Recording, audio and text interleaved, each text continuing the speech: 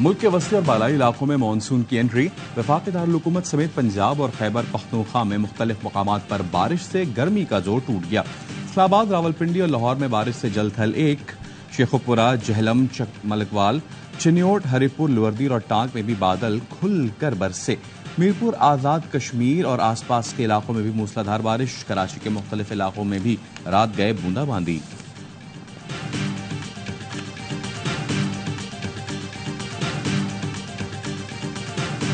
Nations stand on our own strength. Neither our relations are driven by any geopolitical contingency, nor these are impacted by relations with other countries. We are very kind to promote cooperation in the field of energy and we received shipments of oil from पाक रूस ताल्लुक किसी और मुल्क की वजह से मुतासर नहीं होगा। जियोपॉलिटिकल सूरत हाल भी असरअंदाज नहीं होगी।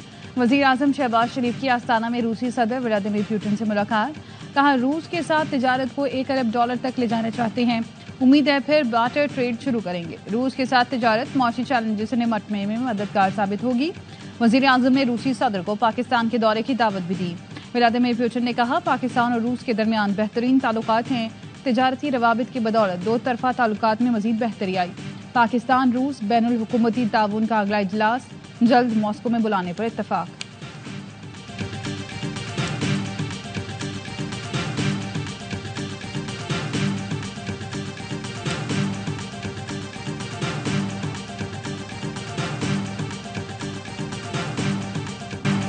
पाकिस्तान, तुर्की और अजरबैजान के दरमियान आस्ताना में सैफरीकी बातचीत का आगाज। वजीर आजम शहबाज शरीफ, तुर्की और आजरी सदूर की शिरकत। शहबाज शरीफ का मईशत और सरमायाकारी के शोबों में ताउन को फरोग देने के लिए हिकमत अमली पर जोर। अजरबैजान के सदर 11-12 जुलाई को पाकिस्तान का दौरा करेंगे। वजीर आजम की शंघाई ताउन तंजीम की सरबराही इजलास के मौके पर अहम मुलाकातें। उज़्बेक सदर शौकत मिर्ज़ायोफ से दो तरफा ताउन पर बातचीत। तिजारत बढ़ाने के लिए कराची पोर्ट को तिरमिज से मुंसलिक करने पर भी गुफ्तगू। Pakistan Uzbek transit trade agreement से दो तरफा तिजारत बढ़ेगी। रेलवे मंसूबे की जल्द तकमील भी जेर बहस आई। इससे पहले दुशांबे में ताजिक हम मनसब से मुलाकात में दो तरफा तिजारत पर गुफ्तगू हुई। शहबाज शरीफ ने कहा, पाकिस्तान विजन वस्त एशिया पॉलिसी के तहत रवाबित का फरोग जारी रखेगा।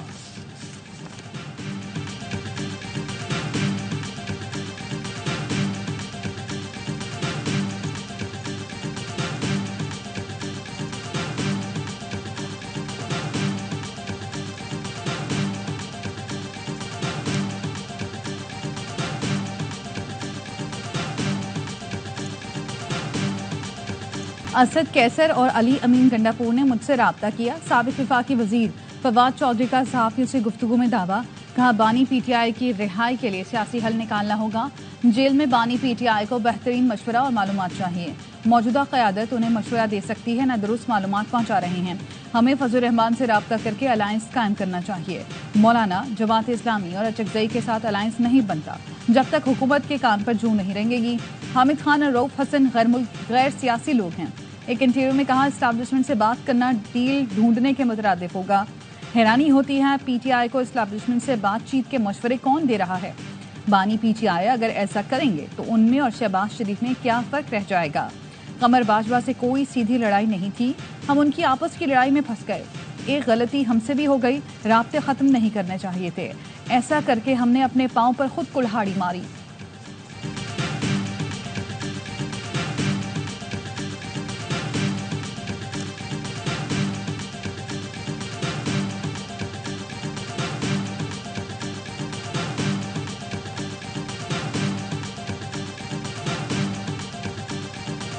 आप आने वाले दिनों में तहरीक इंसाफ को गैर कानूनी तंजीम या फिर बैन होते देख रहे हैं? मुझे ये सब कुछ होता हुआ नजर आ रहा है और मुझे एक तबाही भी नजर आ रही है। अब क्योंकि मुझे तो लगता है, मैं तो बड़ा क्लैरिटी सा बता रहा हूँ, मुझे लगता है अब ये बैन की तरफ जाएगी। जो सूरत हाल देख रहा हूँ उसकी बुनियाद पर तो मुझे लगता है कि पीटीआई पर पाबंदी लग जाएगी। मुझे तबाही नजर आ रही है। हुकूमत बानी पीटीआई को 5 साल अंदर रखना चाहती है। राना सनाउल्लाह ये बात कह भी चुके हैं। सेनेटर फैसल वावदा पहले ही ये पेशगोई कर चुके। 28 मई को प्रोग्राम 11th आवर में बताया, पीटीआई के लोग चाहते हैं कि बानी पीटीआई बंद रहे और वो उसका फायदा उठा सके। पीटीआई का बयानिया बताता है कि 9 मई इन्होंने किया है और सजाएं नहीं हुई तो ये लोग मजीद आगे गए। मुझे तो लगता है पीटीआई पर पाबंदी लग जाएगी।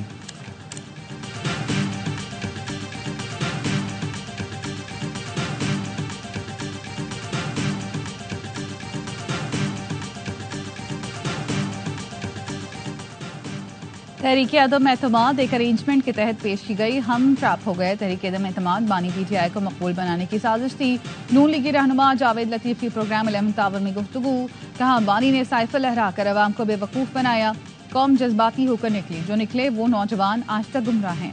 अमरीका की करारदाद ने साबित कर दिया कि गैर मुल्की कुव्वतें बानी PTI को सपोर्ट कर रही हैं।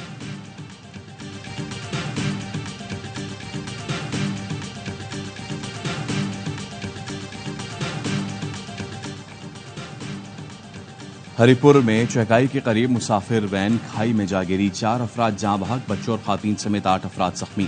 4 की हालत तशवीशनाक। रेस्क्यू जराये के मुताबिक वैन में एक ही खानदान के 17 अफराद सवार थे। बारिश के बायस इमदादी कार्रवाई में मुश्किलात का सामना करना पड़ा। वैन स्वाबी मीरा से इस्लामाबाद जा रही थी।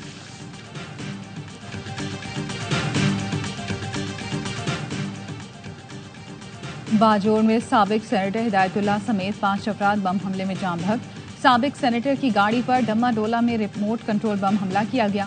हिदायतुल्लाह PK 22 में नजीबुल्लाह खान के इलेक्शन मुहिम के लिए डम्मा डोला गए थे। हिदायतुल्लाह साबिक गवर्नर शौकतुल्लाह के भाई भी थे। सदर वजीर आजम, वफाकी वज़ीर दाखिला और वज़ीर आला के तीखी बम धमाके की मजम्मत। इंसानी जानों के नुकसान पर अफसोस, अहल खाना से इजहार तासियत किया। वज़ीर आजम ने आस्ताना से बयान में कहा, दहशतगर्द अनासिर मुल्क के अमन अमान और जमहूरियत के दुश्मन हैं। जिम्मेदारान की जल्द निशानदेही करके करार वाकई सजा दी जाए। दहशतगर्द कौम के हौसले पस्त नहीं कर सकते।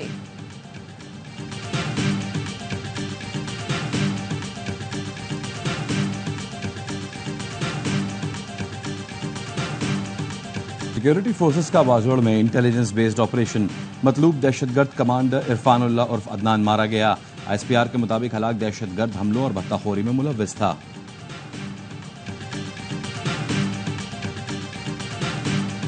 पाक बहरिया की जमीन से फिजा में मार करने वाले मिसाइल की कामयाब firing. Ground based air defence system ने NF-6 मिसाइल से हवाई अहदाफ को कामयाबी से निशाना बनाया। कमांडर पोस्ट वाइस एडमिरल राजा अरब नवाज तकरीब के मेहमान खुसूसी थे।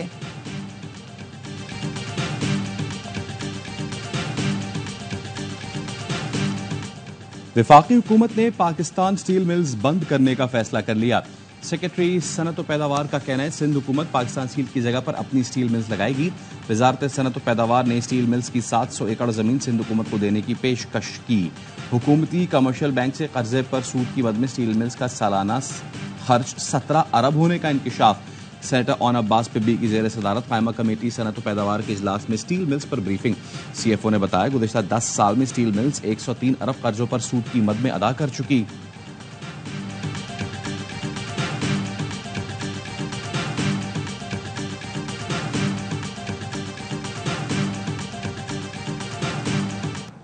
बदलो इस निज़ाम को, जीने दो आवाम को, टैक्स और बिजली की कीमतें कम करो। अमीर जमात इस्लामी हाफिज नीमुर रहमान कहते हैं, एजेंडा वाज़ेह है, सिर्फ एक दिन का धरना नहीं होगा। इंतजामिया ने रोकने की कोशिश की तो जिम्मेदारी उन पर होगी।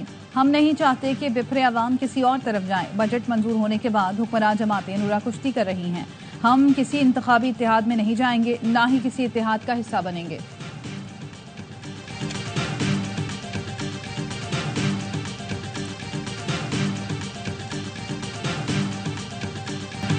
बिलावल वजीर आजम बनना चाहते हैं तो MQM से ताल्लुकात अच्छे रखें।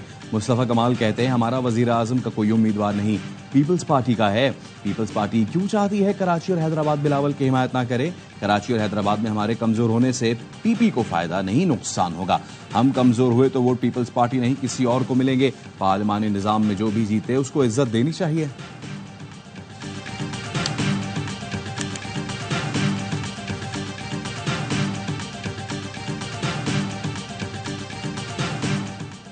Chairman Peoples Party Bilawal Bhutto की लियारी कल्चर कॉम्प्लेक्स की फौरी तकमील की हिदायत। MPA यूसुफ बलोच ने बिलावल को लियारी पर ब्रीफिंग दी।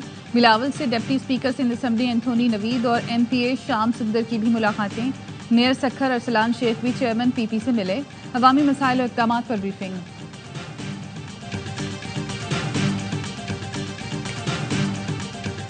आटे की कीमत नाजायज तौर पर बढ़ाने की इजाजत नहीं दूंगी। वजीर आला पंजाब मरियम नवाज ने इजलास में बरहमी का इजहार करते हुए कहा, माफियाज अपना काम कर रहे हैं और महकमे सो रहे हैं। महकमे अपना काम नहीं करेंगे तो गवर्नेंस कैसे बेहतर होगी?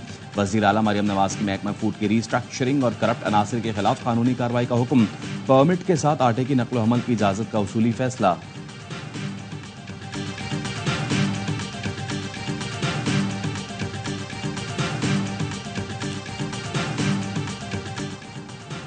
एशियन और नेशनल ताइक्वांडो चैंपियन मोहम्मद हम्मास एक हफ्ते से गायब। मोहम्मद हम्मास के वालिद की मुद्दईयत में लाहौर के थाना नवाब टाउन में अगवा का मुकदमा दर्ज। वालिद ने बताया हम्मास की क्लास फेलोज के मुताबिक उसे किसी नामालूम शख्स की कॉल आई थी। कॉल सुनने के बाद बेटा यूनिवर्सिटी के गेट नंबर 2 पर गया था, जहां से उसे चंद लोग सफेद गाड़ी में बिठा कर ले गए।